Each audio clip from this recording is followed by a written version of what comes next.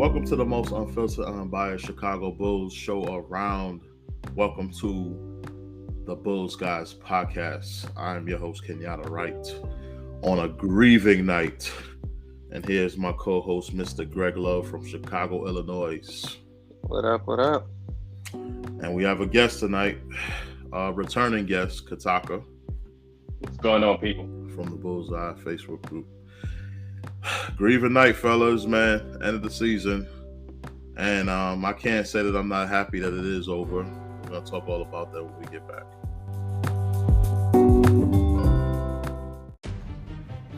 You want the most uncensored and blunt podcast? The Bulls Guys podcast. As only K-Dub and Greg Love can bring it to you. Follow us on Anchor, Spotify, and all social media platforms.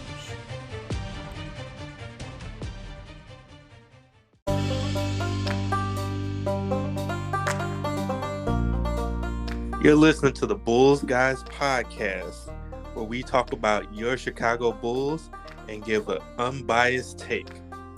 Thank you for listening, and like and subscribe.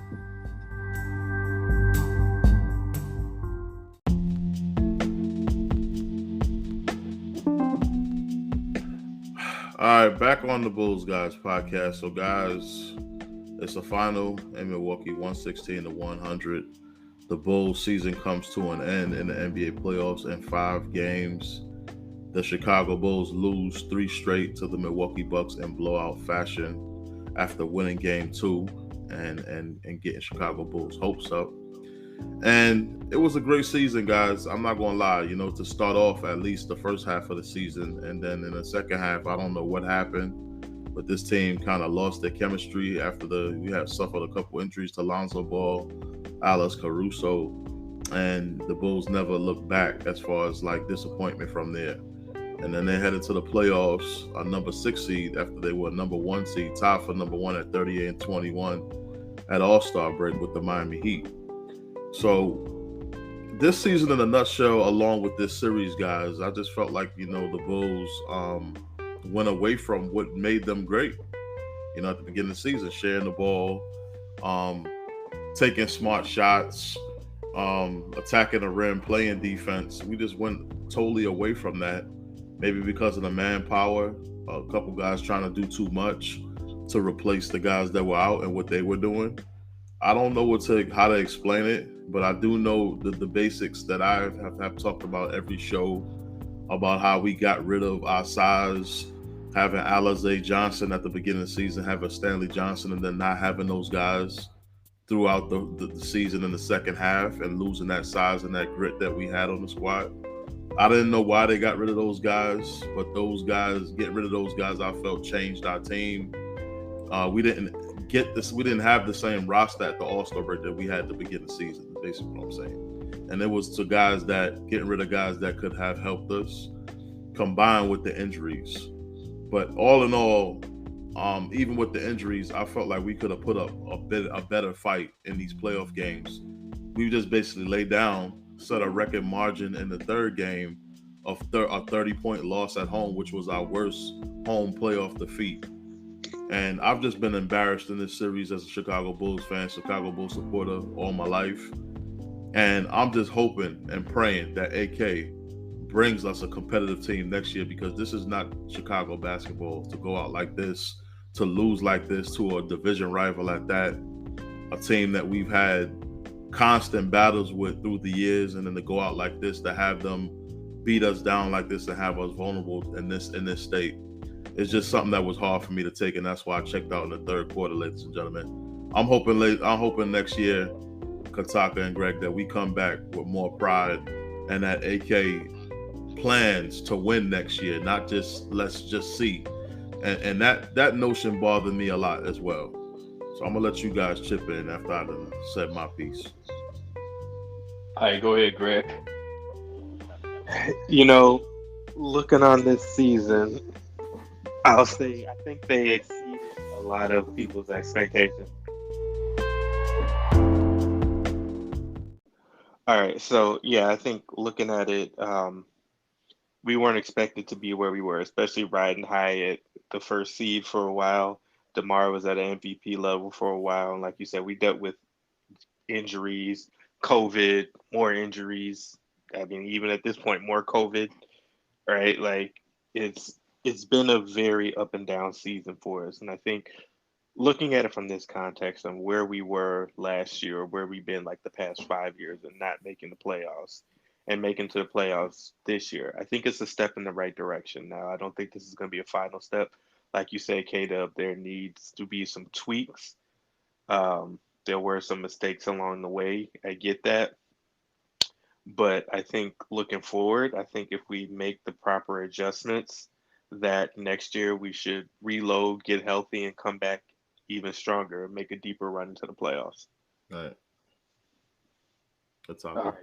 So the plus side is that, like you guys said, is that we made a huge step from being a 35 win team to 40 something. And we actually made the playoffs.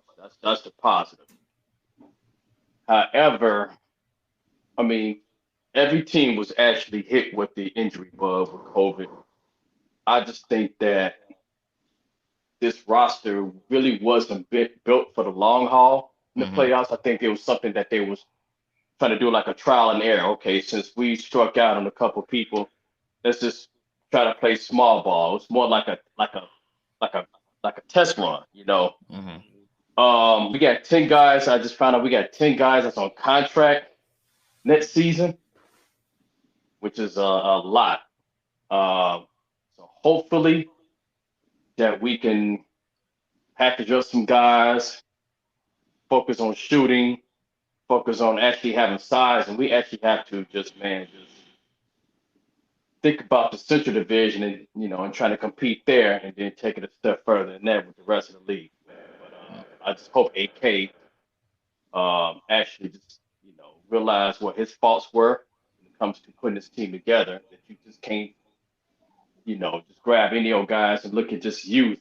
You need to actually get some more experienced veterans that can ball, come out on that bench. Because our bench was the worst. And I know we had Lonzo Ball, but once Lonzo went out, you should have actually had these guys like Caruso or the next man up actually learn from Lonzo to step up, because injuries are bound to happen.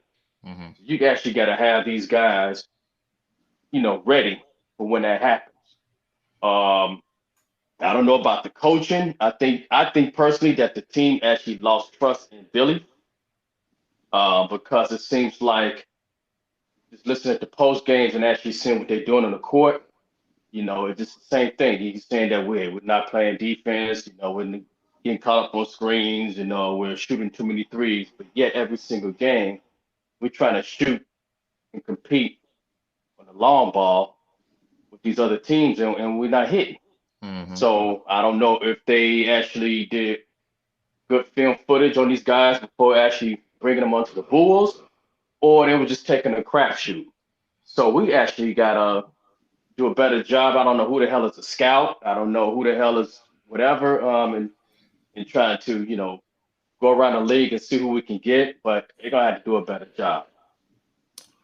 Well, personally, what I think is that our management has to change their entire approach of how they view things. And I know their history because I've been a Chicago Bulls fan for over 30 years. And they like to penny pinch, and try to squeeze more money out of a penny.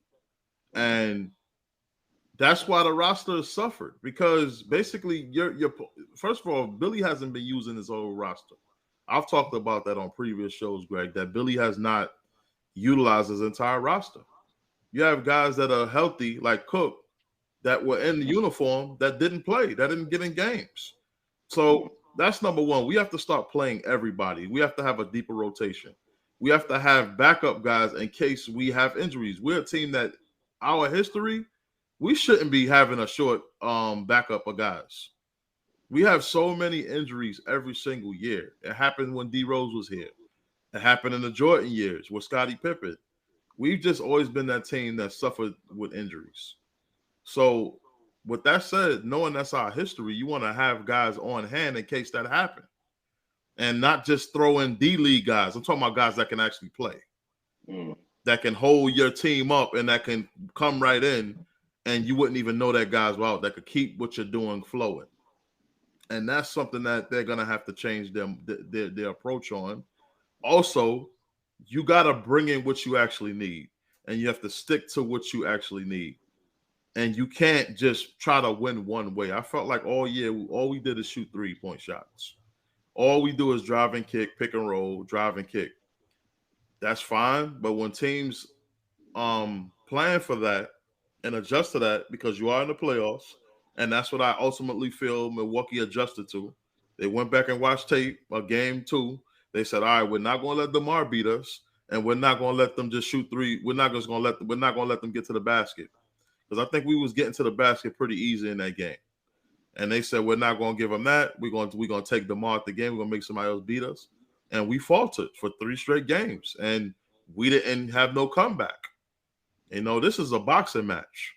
Somebody hits you with a nice jab. You hit them back with a nice jab. And that's how the fight going to keep going. They hit you with their best shot. You hit them with your best shot. Then you know that they've been using this hook and this jab, Kataka, for the first 3 rounds. Round 4, you ain't falling for that jab no more because they've been shooting that same jab. Yeah. So playoffs is a chess match. When they make a move, you got to make a move to counter their move. And I felt like when it was the Bulls' turn to counter their move, they didn't do it.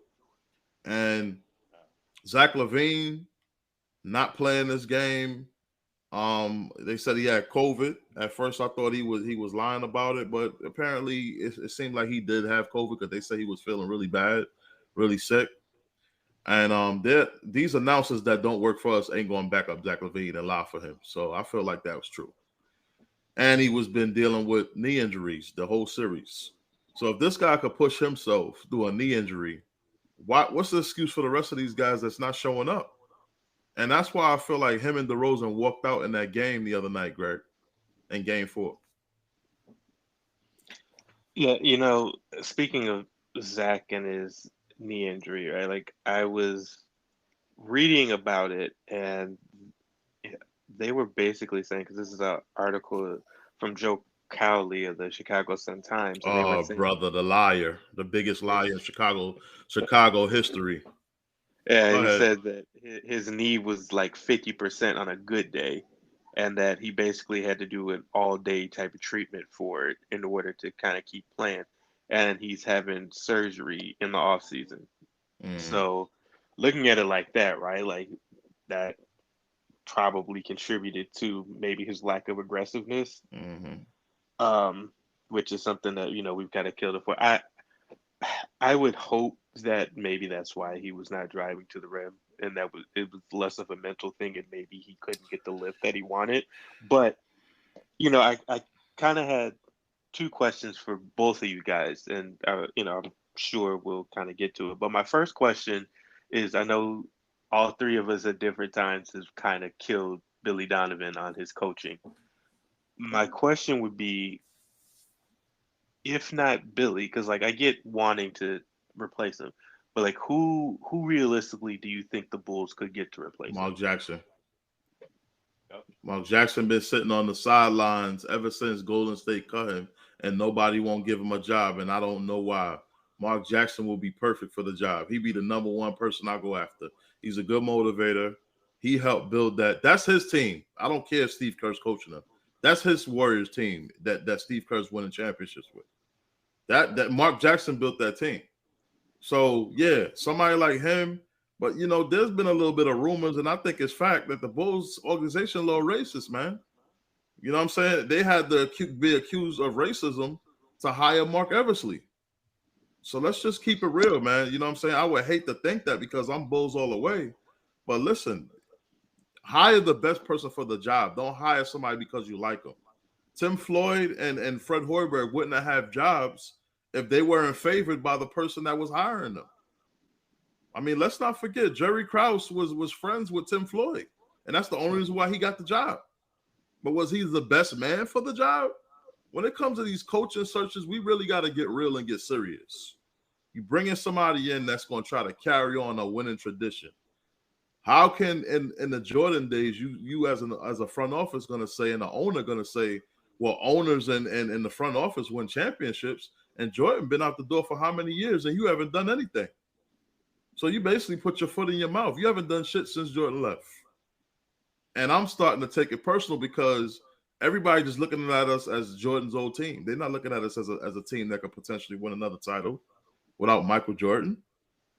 But for me, man, it's just I felt like we was just pissed on in this series. I felt like the Bucks just pissed on everything about us. And you had to sit there and watch it as a Bulls fan. And competitiveness, I can accept that. But just getting beat down and just accepting it, I can't accept that, man.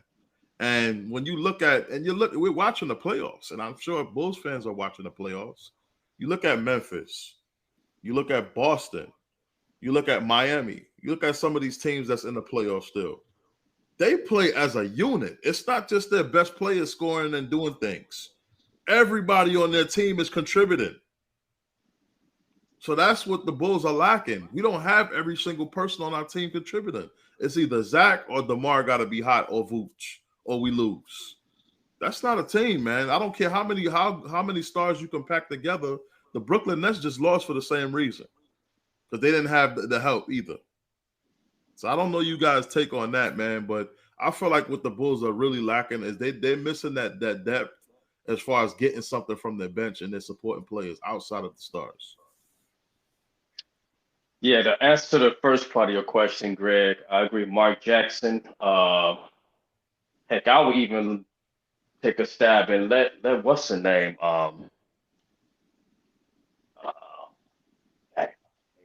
He's an assistant coach. Mo Cheeks. Mo Cheeks. Mo Cheeks is on our team already. Yeah, but let him coach. Nah, I don't like Mo. I don't want nobody from this coaching staff no more. To be honest with you, no offense. I want a brand new coaching staff, man. Yeah, but add to that, Chris Fleming did good with Donovan out though. He was 5-0. Yeah, he did good. But I was thinking of some black coaches. But yeah, to answer your other part of your question, yeah, from my aunt who was married to my uncle who played in the NBA, played for the Bulls organization in the mid '70s. Mm-hmm. They've always said that the Bulls organization has been racist. Mm-hmm. See, go figure. And I didn't know this until you just said this.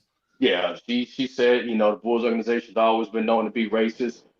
Been the type that, they don't really they find their little star black player, milk them to, until they all washed up and then, you know what I'm saying, and then move on to the next person. They didn't want giving no brothers no assistant coaches or no coaching jobs as well. So, or even really stock into the company. But to add also to the third part is that, they're lacking physicality. They're not a physical team. I've seen so many games in which they're standing around and watching DeMar and Zachlavine and Vooch, but nobody slashed into the hole. I mean, it's like the basketball IQ and the physicality is what they're missing. Teams like Memphis. I was watching Memphis, and you got Ja Morant doing a lot of stuff, but Ja Morant had no problem dishing that ball, giving up to Bane or giving up to Steven Adams in the post. So, everybody know their role, and they know that, hey, this is the team ball. We're going to move this ball around. But Bulls are missing the basketball IQ players, and they're missing the physicality. Mm-hmm. Teams are pushing them all around. They're looking for fouls all the time, and it's not going to happen. But, to both your points, I know the first name you both immediately said was Mark Jackson, which is the same name that usually pops up in my head. But for whatever reason, like, he has been blackballed. Like, I don't know the reason why, but like, nobody's touching him. But like, I'm looking at it like, okay, like, if it can't be Mark Jackson, right? Like, for whatever reason, he's out. So like, who else? Like, because I looked at it like this, like, you can't go get like a really like a first time guy. So your boy Udoka interviewed for the Chicago Bulls job and they didn't hire him. Look what he's doing with the Celtics. Yeah. I mean, I look at it like you're based on the way the team's constructed, you're probably not going to go for like a first time type of head coach. right? Like at least not now, because I guess the guys are less youthful. Let's say to be nice, they're yes less youthful. So you're probably going to have to get a coach that is experienced that guys would respect, like Zach and Demar and Vooch for as long as he's here, because I'm guessing he's going to get traded at some point next season. But so with that being said, like who? Because I thought and not that I would even particularly like this hire in a sense, but I was thinking maybe Doc Rivers, because I'm sure he's going to become available whenever the Sixers lose, because James Harden wants Mike D'Antoni in there. So I thought maybe a guy like Doc Rivers, but he's constantly blowing leads and things like that. So I'm not so sure Nah, how that would work I out. don't. Yeah, I don't But think this style will to fit us. yeah, to me, like you said, like a guy like Mark Jackson, like somebody who's more of a disciplinarian, who's gonna get in guys' faces, like, no, we're gonna do it my way, type of thing. Like I thought, like a Mark Jackson, even like this goes against what I said, but like Jawan Howard, like in a case where like he's not gonna be afraid to get in stars' faces and be like, no, you need to get it together. What about Um, Sam Cassell? I th- I think see I don't think Sam Cassell would be a bad hire. I guess I would honestly I would have preferred like like Ty Lue. Like I think Ty Lue would be a great coach for the Bulls if he were available. But like again, Sam Mitchell from Minnesota, he would be I, good. I I was mean, thinking Sam Mitchell too. Hmm. I think yeah, but basically like you said, like a guy who is not afraid to do what he has to do to get these guys going, to get these guys in the positions that they need to win, regardless of what DeMar feels or what Zach feels. It's like Here, nah, like here's the thing: when AK thought about hiring somebody, and he picked Billydonovan, I want to know what made him pick Billydonovan. he jumped at Billydonovan. Like that was the thing. Like it was like, oh, okay, we're starting this search, and all of a sudden Billydonovan is out of OKC, and he immediately jumped at Hmm. Billydonovan. I Hmm. think Billy was the hottest thing smoking at that particular time. Hmm. That's why he got him. Because he knew Yeah, somebody else was going to jump on him. but for me, if I'm in AK shoes, and I have my mindset, not AK's, because I don't know what the hell his mindset is. I feel like it's all over the place. But Mm. my mindset is to win. You see what I'm saying? I'm not just trying to get to the playoffs, because if you could get to the playoffs and you got to exceed that expectation, then you got to be prepared for that and have your team tools for that. But I So mean, they hadn't been to the playoffs at that point before AK yeah, came yeah, in. yeah. But hold on, like so me, I'm thinking winning everything. I'm not just trying to just get to the playoffs. If I'm gonna build a team, I'm gonna try to build the best team possible. When he built Denver to win. He didn't build Denver just to make the playoffs. Denver Right. exceeded their expectations. They even won a few playoff series. So why would you come over here to a bigger market where it's a championship rich organization and think that we're going to accept something less than what you did with Denver? No, I don't care if we got younger guys here. They played in college and they're used to playing in national championship games. Iowa won a championship in college. So these younger players know the difference between a championship stage and a regular stage. So listen, they're young, but they still have to come in just like they did in college and know that this is winning time right now. And I felt like our younger players were not on accord with having the focus and the determination to raise their play in the playoffs. I mean, I look at the NBA playoffs as the Final Four. I don't know about you guys. Yeah. Yeah. I It's the younger players' Final Four. I mean, I guess the thing is though, like with the comparison to Denver, AK had time in Denver. Like we're just kind of starting his tenure in Chicago, and already we're kind of levying the expectations of making a deep run, and partly because of the moves that he made, like seeming like he's in win now mode. But like you said, like that thing in Denver, right? Like you draft Jokic, you draft Jamal Murray, you draft Michael Porter Jr., right? Like you make some of these other moves, but like that took years to develop. Like we're what in year two of this now? But you know what though, Greg? I understand your point, and I think you made some good points. But I'm still going to disagree from this standpoint, not with your entire statement, but with just this. When you building a team, right? You building your team based on the competition of that you're going to be facing.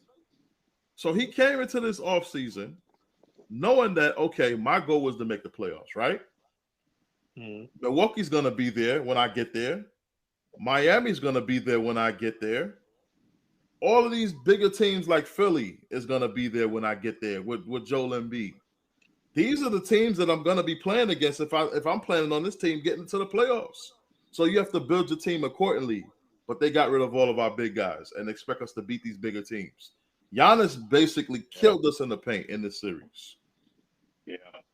So, yeah, you have to know your competition. Even if you're just building for the playoffs, you just want to get there and lose? That's not your plan. So these are the teams that you were going to see, and they're all big teams. So my constant question to AK, why did you get rid of your big guys? You started the season with these guys for a reason. Then you got rid of them, which I did not understand. I'm still puzzled by. Yeah, not only they got rid of the big guys, but you end up getting guys who were unproven. Guys like 23, 24 who spent most of the time in the developmental league. Like G League guys, yeah. Right. You can't expect a team half full of deep G leaguers to help you get far in the playoffs and compete with all these big teams. Yeah, so you get what I'm saying, Kataka. I understand, even if that was your mindset, I just want to make the playoffs. But this is your competition, and based on what they got, you got to build based on what your competition has as a strength. Yeah. I mean, it could have been, some of this could have been on AK and also on Billy too. I think that, like, so last year he made the move to give Vooch, right? Like, and if you're looking at it from, okay, we got size in Vooch, because even though he doesn't play like it all the time, Vooch does have size, right? Like, it's pretty much a 7-footer down there, but isn't intimidating. And then I know I heard one thing that the Tony Bradley thing was kind of based on Billydonovan's recommendation of like, oh yeah, like we can really use this guy. Again, another guy with size that, I mean, he turned out to be pretty useless, right? Like all that size for nothing, right? But you know, if he was looking at it like that, like I guess if he thought these guys would contribute more than what they did, like if he thought he was gonna get the beast that Vooch was in Orlando, constantly getting those double doubles. Right? If he thought he was getting that guy who was in the post banging, okay, maybe that does change a little bit of the mindset, or maybe you could see it, but that's not the guy that we got, right? Like, or if he thought Tony Bradley was going to be effective as a rim protector or whatever, okay, but that's not the guy that we got, right? Like, so I think, like, really this is his first year, like, molding the team in his image, right? Because last year it was still a GarPax team. He was just coming in trying to do stuff like making that trade for Vooch and things like that. So he was just trying to tune the roster. So this was his first year. Like, okay, this is going to be my roster. I'm going to do what I want to do, right? Like, and then it was a lot of patchwork throughout the year and a lot of trial and error, right? And like you said, at least now, I think looking at it, and I'm pretty sure we're going to hear a lot about injuries and all of that stuff from them in the off season. But my biggest thing with that, Kataka and Greg, is that he had his opportunity to correct that trial and error at the trade deadline. Yeah, I know you said it, but again, like we kind of talked about this, and like if I'm another team, I'm saying give me Pat or give me Io, right? Like I would have gave up Kobe in a heartbeat. But that's I would have gave up Kobe. Yeah. Yes, but that's the thing. He wasn't playing well. Why do I want Kobe and he's not playing well? Like another team, because you have a player like Christian Wood that wanted out of Houston because Houston did not want him. And that situation where a player is disgruntled and he wants to be out and he's not listening to the coach and he's causing a disruption, I think Houston would have took about anything to get Christian Wood out of there. And if you add Christian Wood to the Bulls, the way the Bulls were playing the half of the year at 38-21, tied for the best record, and you add a Christian Wood to that, imagine a Christian Wood in this series going up against Giannis. Imagine that. I ain't saying we're going to win, but we ain't getting beat the way we did. Christian Wood would have fouled out every game. Giannis would have had to guard Christian Wood. How about that? Because Christian Wood can score. Yes, he can. So that's what I'm trying to say. Like, you have to – he would have been a difference maker. we would have been better, Greg. But I'm not just saying Christian Wood. If they would have made a few moves at the deadline, we probably not even talking about the Bulls even playing the Bucks in the first round. They probably would have been one of the top 3 seeds, Kataka. But the thing is, go ahead. I'm sorry. My thing is, you're assuming that the Bulls had other pieces that other people wanted. That's the thing. Like, other than your core and Pat, like you said, Pat and Io, like, Kobe has not played. He's been very inconsistent and been closer to the not playing well most of the year. Vooch has been very inconsistent, closer to not playing well most of the year. As another team, why do I want these guys? Regardless of what's going on, like, not even looking at how their rosters are constructed, why do I want a guy who's not playing well? Like, what does that give me? I understand what you're saying from the Bulls' perspective of, like, yes, I'm willing to give up these guys. Yes, a lot of us are willing to go with these guys, but other teams know that too. Okay, I'm pretty sure when you first like, yeah, you could have Kobe, right? Like, probably kind of some of the first thing that comes up, right? Like, if you're so willing to give up this guy, there's a reason you're willing to give up this guy. And if that's the case, do I really want him, or do I want, a Pat Williams? Do I want an Io, who I know, like Pat Williams, even though he was injured, I know he has really good potential. Io was playing well. Okay, that's somebody who I feel like I can plug and play right now. Kobe, I know he's inconsistent, right? Like, is that really going to help me? Maybe, but if he's playing like this, nah, I don't want him, right? And that's how I'm looking at it. Like, it didn't seem like they had much to really bargain with, as opposed to, like I said, like other teams. And I know you talked about how, like, Milwaukee got surged for basically nothing, right? But, like, we don't know what the negotiations will look like. All we know on our end is that nothing significant happened, right? But we don't know, like, if AK was really going in there, like, look, I'm trying to make some moves or whatever, and they're just like, okay, I'm gonna take advantage of that because I know what you need. I know what you after. I know you want my guy, right? But you don't got nothing that I really want. So, well, you know what that tells me? That means AK got to start making friends around the league, because I recall a lot of trades. Matter of fact, I recall this trade deadline, but I was going to think about the Samaki Walker for Pau Gasol trade with the Memphis Grizzlies and the Lakers. The only reason why they did that deal is because Jerry West used to play for the Lakers, and he was getting good with the Lakers, so he just handed them Pau Gasol. So yeah, when you're in good with certain executives around the league, you're gonna probably catch breaks like that. But man, listen, look what Cleveland gave up for LeVert. They basically gave up Rubio and nobody. I think they gave up a couple picks, and they got LeVert. So it's like people were just getting players and not really giving up much. But we don't have picks to give. That's the thing. Well, listen, it still falls on AK at the end of the day, because, like I said, that's the nature of the beast. He's supposed to network, just like I'm networking with Kataka to get some stuff done. He could have networked around the league and try to get people to help him out. AK got some friends around the NBA. He's a very popular guy. You couldn't get in some of these people's ears that you know around the league and pull off a trade? Not if they trying to win too.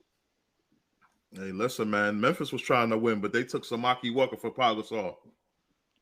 But yeah, but look how long ago that was. It still happens to this day, though, Greg. That same deal, deals like that happen. I just told you it just happened with LeVert in Cleveland. It's still happening. It's not gone. It still happens. They have picks to give, though. We don't have picks to give. Like, it's a lot easier if you're like, yeah, you could take my first round pick, but we don't have that option.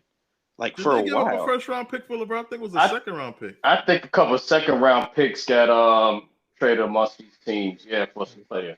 Yeah, man. I'm all I'm trying to say. I hear what you're saying, Greg, but he still had opportunities, because there was he had a chance to get JaVale McGee in the offseason before the season started. He passed on McGee. Look what he's doing in Phoenix. You have to grab big men. First round pick. Say it again. Indiana got a first round pick. They got Ricky Rubio, first round pick, a second round pick, and a 2027 second round pick. Right. So that's what I'm saying. We don't have any first round picks to give. Like, that's my thing. But I get your point. Like, yes, Robin Lopez was available in the trade in the bargain. AK made mistakes. I'm not even arguing that fact. Like, he made mistakes. He could have got JaVale McGee. He could have got Robin Lopez, at the buyout market. Okay, we got Tristan Thompson, which, I mean, at the time it seemed good at the time, but now disaster, Greg. Yeah. So I mean, AK got some work to do this offseason. He got to look in the mirror and be like, okay, what do I need to do to improve this team? Which kind of brings me to my next question for you guys. I Hold know. on. Before you say that, Kataka, hold that question, Greg. Kataka. Yes, sir. They asked AK, I forgot what newspaper reported it, but they asked AK, do he plan on getting a big man in the trade deadline? And you know what this dope said? What do you say? I'm happy with the team that I have. I'll listen to offers, but I'm not really trying to make a move, but we'll listen to offers. We feel like we're good with what we have. We like what we have. If it wasn't for injuries, we would be in a different place. The injuries is why you should have made a trade. But I mean, Go ahead, Greg. Go ahead, Greg. I didn't mean to interrupt you, but I just had to throw that in there. No, I get it. Somebody need to throw that back at him in the offseason. Like, hey, remember when we asked you this question about making a trade, and you said you were content with this team, and yet the same team that you're content with got blown out by 30 points. Yeah. I mean, could that have been him trying to put on a poker face though, and not trying to seem desperate? That's a possibility. Let's face it. Everybody and their mama knew we needed a big. Let's hope. Everybody knew that. Yeah. So that's the thing, right? Like, what's he supposed to go? Like, yeah, we definitely need a big because we not cutting it, right? Like, and for like, how's that? Because if he says that, right? Like, if he says no, I'm not satisfied. No, we need to do these things. What's going to happen next? They're immediately going to go to Zach and DeMar and the rest of the team and be like, well, AK said this. How do you guys feel about it? Right? So maybe that was just him putting on a poker face and be like, nah, man, I think we good. We had some injury or whatever. But, behind the scenes, he could have been like, damn, we really need a big. I really need to do something and trying to make it happen. We kind of don't know, right? But at least that's how I would like to think it went, that it was really just a poker face type thing. You could be right. You could be right, Greg, because DeMarderozan is still buying into that he trusts his teammates. But I know deep down inside, probably like the hell with these dudes. That's why it's going to be me and Zach. He ain't really want to pass tonight, man. I kind of sensed that. It took him 2 quarters to get his first basket. Yeah, he only took 10 shots. Mm-hmm. But this is the thing. I'll say this. He was passing the ball early. He was. First, that's the most I've seen him pass this season. But he wasn't hitting it. That's because he felt they ain't got nothing to lose. So you know what? I'll pass and just show these guys. But show management how bad these guys suck. I do wonder. Yeah, if he did the Kobe thing, like Kobe did in the playoffs when everybody said he shot too much, that he just decided not to shoot and pass the ball just to prove a point. Like, right. I kind of wonder a little bit if that's what DeMar was doing to prove a point. Like, oh, okay, y'all said I need to pass the ball. You can win when you pass the ball. Okay, cool. Here we go. Let me pass to everybody else. Like. Right. It could have been, or it could have just been because I was looking at it like some of those double teams, you getting Drew Holiday and Giannis double teaming you, right? Like, probably not going to be able to shoot over that realistically. Right? So I kind of get that too. It might have been a little bit of both, but my second question would be, okay, again, you guys, we said we need a big, right? Mm-hmm. What kind of name? Because I have an idea, at least for me, I feel like, and KJ, you mentioned this. I think we need a big. I think we need 3-point shooting, right? Like, I think that's what will really help us. We need both going into next season. We need both. So my thing is, for you guys, who do you think we should target? As far as a 3-point shooter or a big man? Both. Well, I had Rudy Gobert, man, but I seen him trying to defend Dallas the other night. He's horrible, bro. I can't take him on.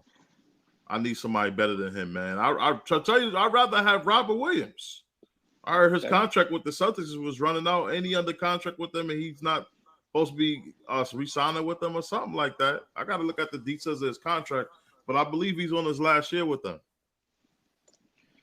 Let's see. So Robert Williams wouldn't be a bad pickup, but realistically, who's really available next year? Yeah, Robert Williams will be a restricted free agent next year. And they might match it too. Yeah, they might match it too. Yeah, they might match that. I can see that. They ain't gonna match it if it's too high though. They may. You might have to. Yeah, they may. Especially if they gonna find the playoffs. They might say, you know what? Hey, we're gonna keep what we got, and a guy gonna come back, and let's go ahead and do it. Shit, I would match it.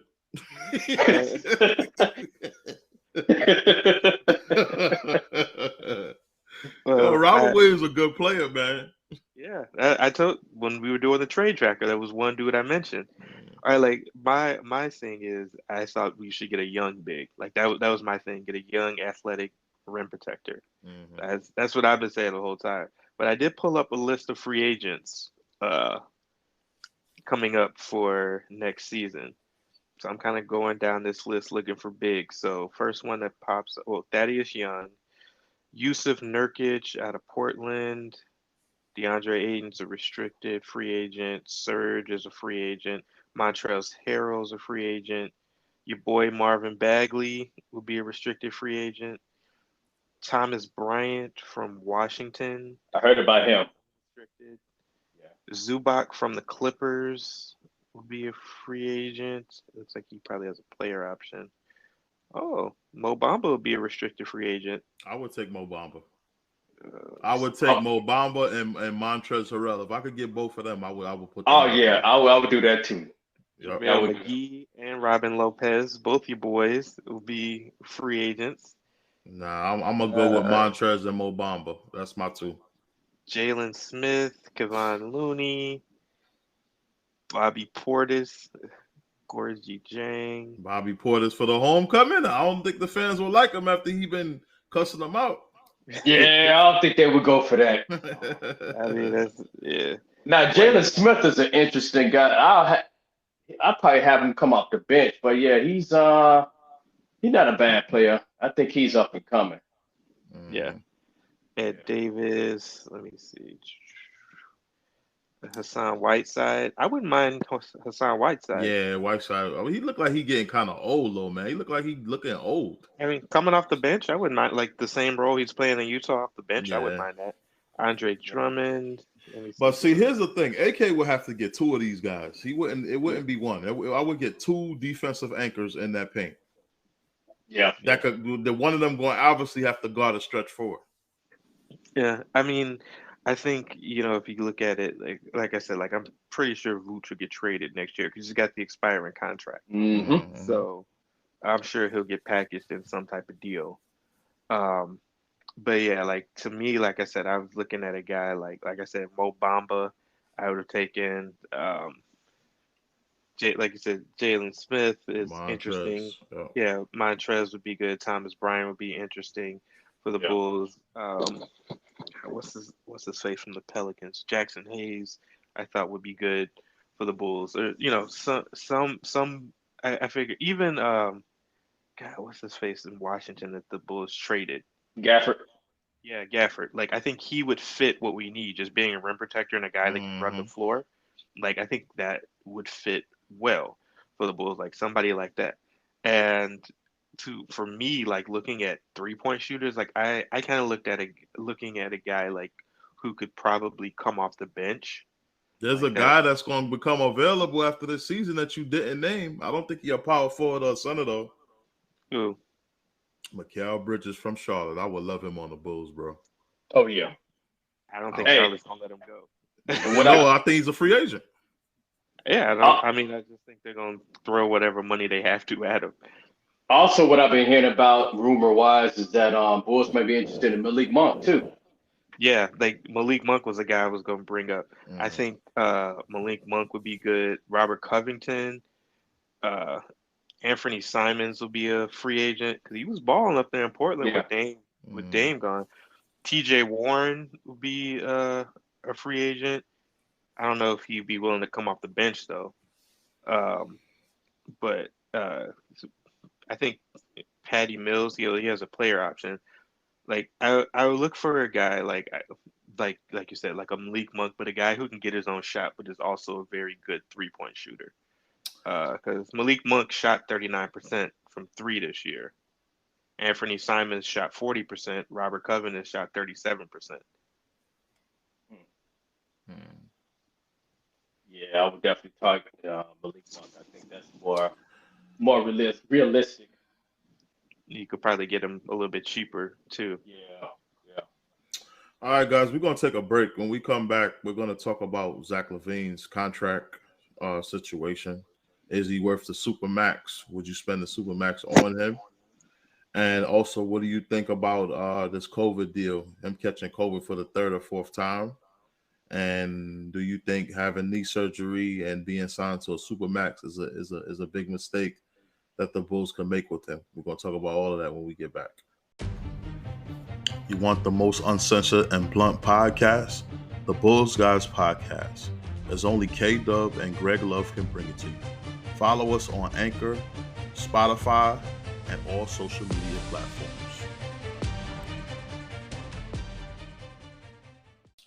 Back on the Bulls Guys Podcast. So, Greg, before we went to break, I brought up the Zachlavine topic.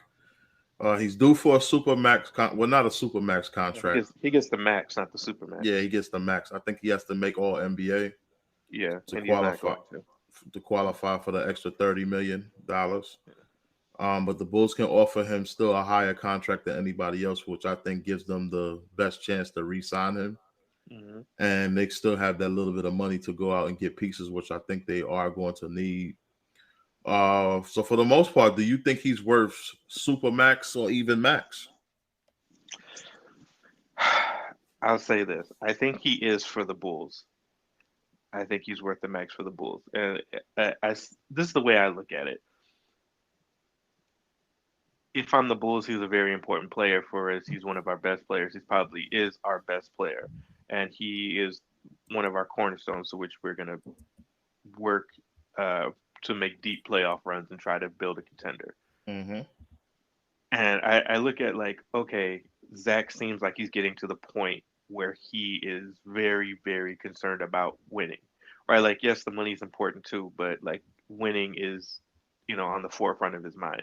Mm-hmm. So with that in mind, my thing is, where do you go where you can still be the number one, or let's say number two option, where you have a legitimate chance to win, right? Like to make a run in the playoffs.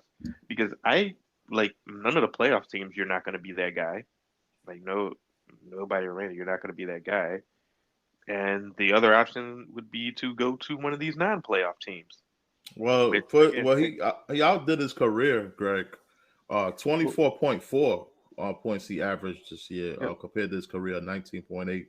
Total rebounds 4.6 to 3.9 rebounds on his career. 4.5 assists to 3.9. Shooting 38% from the field, 38.9 from the field on his career, shooting 38.6 that's from three. From 3-point field goal, and from the field, he's shooting 47% to 46% on his career. So his numbers, he's outdone his career numbers this year. Yeah. But my thing was in the playoffs, and then the constant in and out of the lineup. But he had an excuse for that because of his knee injury. Mm-hmm. But the playoffs, he really came up small. I felt like he played average in Game 4. He played okay, but I don't think he had a good series. He did not. No. Especially by the way we've expected him to play and the way that he's played really the past 2 years. Mm-hmm. Right, like his play the past 2 years, he did not play up to his standard. But with that being said, like, do I think he's worth the max? Yeah, like I said, for the Bulls, I do think he's worth it. But I think, maybe there's a little bit of room for negotiation. Like, okay, maybe you take a little bit less than the max, and then maybe we could do it to sign some other players and take that money to sign some other players. But I do think that they should, at least be like, okay, well, if he really wants the max and he just doesn't kind of care, I feel like you kind of got to give it to him. Because then, like, the alternative is, who do we have to replace him? Mm-hmm. Man, listen, I've been spreading a lot of word out there, man, for Damian Lillard, man, Dame Dollar, man. So listen, I wouldn't mind having Damian Lillard, man. He's a dog, man. I tell you what, if he was in this series, man, Milwaukee would have felt it. Yeah, guy's a soldier, man. I guess you put Dame. Well, I guess you could interchange Dame and Lonzo at the 1 or 2. Yeah, have DeRozan play the 3. If I bring in Dame Dollar, then Lonzo won't be here because I need Dame Dollar to play his natural position. I think you would still need Lonzo just for defensive purposes. But he can't play that position at the point. You have to be a shooting guard. I was gonna say you could interchange them. Really, I don't think it matters. You could play Dame off ball, like really, like, and he could still be just as lethal. You know what? I agree with you. I probably would have Lonzo at the 2, especially if his 3-point game has gotten better, and have Dame at the 1. But yeah, I think those contracts would match up because I think that. See, the thing is, it's kind of scary when you guy coming off a big knee injury, having surgery. Mm-hmm. This And is not even contract his year. Yeah, it's more like it gives me Derrick Rose vibes in a Mm-hmm. sense. Mm-hmm. You know what I'm saying? Because who's to say that his knee is not going to be an ongoing issue? You know what I'm saying? You Right. got this guy in this max deal, and you got him for what 4 or 5 years or whatever the case may be on this max deal, and it's going to be hard to try to trade him. So, like you said, Greg, maybe they can try to negotiate. Maybe take a little bit less than that, just to do like a prove it, that you're healthy type thing. Or you might have to just trade it for somebody like Dame. You got to explore both options. But yeah, it gives me Derrick Rose vibes, man. And I'm kind of scared. Yeah. Well, it's the same knee and it's the same injury, so. Exactly. So that's something they're gonna have to really think about. They're gonna have to get creative. You know what I'm saying? But I think giving away Vooch or trading Vooch is gonna be really key because that's going you can get 2 or 3 good players with Vooch's contract. That's gonna be pivotal in that star lineup or whatever case may be. Oh, listen, Kataka. I don't mean to interrupt you, but if he don't trade Vooch, I'm going to Chicago personally and strangle AK. That's the number one guy. Him and Kobe, they can't be on this team next year. They can't. They cannot. They can't. I agree with you there, brother. And a few other people. Troy Brown Jr. got to get traded. Kobe White got to get traded. Vooch got to get traded. Bradley got to get traded. Bradley, Derrick Jones Jr. got to get traded. I'm sorry. He's okay. He's a free agent anyway, so. Okay, Good. so let's let him fly away. He could go away. There's some other guys I can't do. Those G League, Malcolm Thomas, Malcolm Hill. Yep. Yeah, he could get out of here too. He can go too. Who else? Matt Thomas. I might keep him around. I need the 3-point shooting. He's the only one on this team that actually can shoot. He doesn't play. He don't play defense. So you're going to have to count him, get a couple of shots in, and that's it. Get him out of there, you know what I'm saying? Man, we need to bring in a Patrick Beverly or bring in one of the Morris twins, man. We need some grit. One of them is actually a free agent. The one in Miami is a free agent. So Morris twin, right? Yeah, he's a free one agent. coming concussion. Yeah, the one coming from that long concussion. Yeah. I don't like when they cheap shot players, but man, they got grit to them and they go at people. Yeah. But you mentioned something interesting. You mentioned Nurkic from Portland. Yeah. Who y'all think of him? He might not be a bad option. He's got a lot of activity around the rim. He's a scrapper, rebounder. Yeah. I don't know how much of a shot blocker he is. I don't know him for blocking shots that much, but he's a worker on offense, definitely around the rim. Yeah, I think it really depends on how you want to play. Like, because I don't look at him like he averaged this season a 0.6 block a game. But I think it really depends on how you want to play, because I also don't look at him as one of those guys, like, if you want to play fast, who's going to be running up and down the floor. So, I think it depends on the style of play. Like, if you are willing to play, if you want to play more of a half-court game, cool. Like, I think he fits that. But if you're trying to play faster, it's not really going to work. Yeah, we better off getting Mobamba for that. Yeah. Well, guys, man, it's the end of the year, man. It's the end of the year for me. It's the end of the year for the podcast. We will jump back in season 2. But, man, like, this season ending the way it did, man, I ain't going to lie to you guys. It puts a sour taste in my mouth.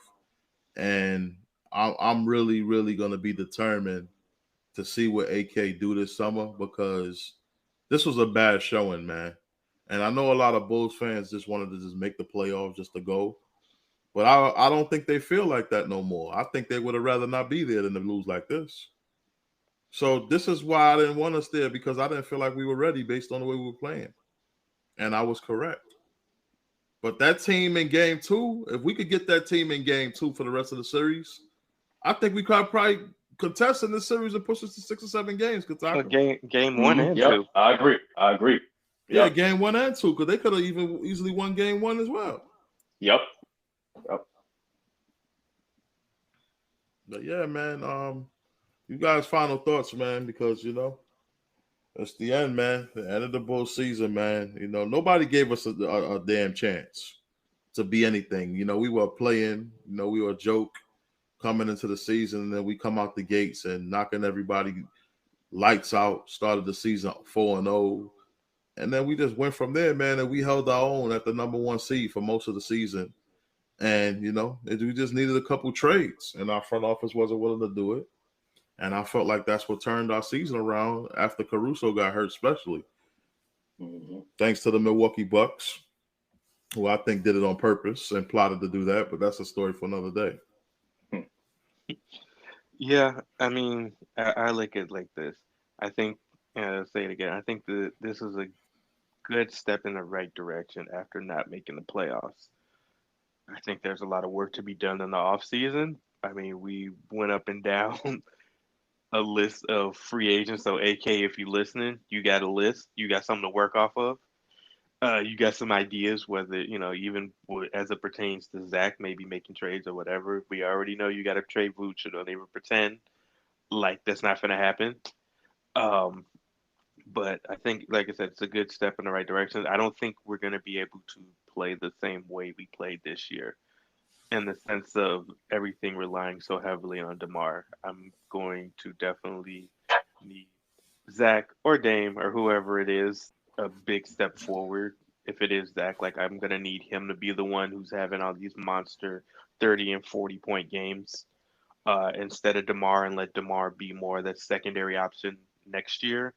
Mm-hmm. And like you said, like, there does need to be some roster changes. And I don't know how AK is going to do it, because, again, like, some of these guys you bring it up, and I'm just like, man, why do I want them? Like, we don't even want them, right? Like, so I got to look at it. But, if I'm be willing to give AK the benefit of doubt and let him work, all right, like, I'm expecting to see something next year.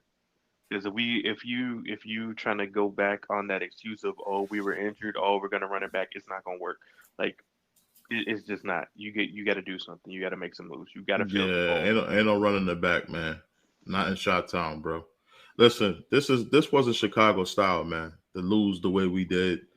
We're fighters, man. The last few playoff series we were in, even Boston, who beat us 4 straight, in 2017, we still put up a fight in that series. If Rondo don't get hurt, that's a different series. So it's been a while since I've seen the Bulls lose this bad in the playoffs. Not even against LeBron. So this was really bad, man. And it's like, I don't think running a team and or being a coach is a hard job. I mean, of course I can say that from my bedroom, but I've had my fair share of playing, and I coach Little League. And it just seems pretty simple. When you look at the surface and you look at the field, Kataka and Greg, you got to look at who you're going to be facing and who you're playing against. You got to look at the competition. And if I'm making moves, I'm going to be making moves to try to be better than my competition, or at least compete with them. And I don't feel like our front office did that. I felt like they just wanted to put a good enough roster out there and put some names together and just get to the playoffs. And man, listen, that's not the way that you're supposed to, especially not with an organization like us. That's not what we strive for, just to make the playoffs to see what happens. Nah, man, I've never known us to be that kind of team, Kataka. Even when we had the Baby Bulls, we were trying to knock people's heads off. We wasn't just trying to see what happened. Still fighting. Say that again? I said, yes, still fighting. Yeah, they fought, man. Knocked out Miami in 2007 after getting beat by Miami in 2006. Those guys was determined, man. They ain't just want to just go just to get beat. So that's just not the Chicago way, man. But we reached the end of the show, guys. And Man, it was a good 26 episodes, Greg. We switched over from the Talking Bulls podcast to the Bulls Guys podcast, and this is our 26th episode, the end of the season. And brother, it was a good 26 episodes, man, and it will be a good second season. Yeah, man, I enjoyed it. I definitely enjoy working on this podcast, talking Bulls, both good and bad. And it was an enjoyable season, definitely. Right, and we'll see you guys here next season. Now we will be doing flash episodes. Like if a trade goes down, you'll hear from me and Greg jump on this thing and give our analysis and info on what happened in a trade in the off season. But for the most part, this is it. This is the last episode of season 1, and we're gonna be heading into season 2, which we hope will bring a lot of surprises. We're gonna try to get some celebrities in here, some guys that work for Chicago media in here, and get their opinions, get them in the Bulls Guys family. And we're gonna keep building this brand and keep building this podcast. And it was great to have Kataka on for the few episodes that we had him on. I appreciate it, fellas. Definitely been real, been fun. Yes, sir. Follow us on Twitter at Talking Bulls 82 to get the latest info on your Chicago Bulls. Also follow us at send us an email at talkingbulls82@gmail.com. Follow us at the Facebook Bulls Guys Facebook page to get all the latest shows and info on what we'll be doing in the future. Please like, subscribe, and share our podcast. Tell everybody you know about it. That way we can have more fans, more subscribers like you. Thanks for joining us tonight, Bulls fans. Go Bulls. Go Bulls. Go Bulls.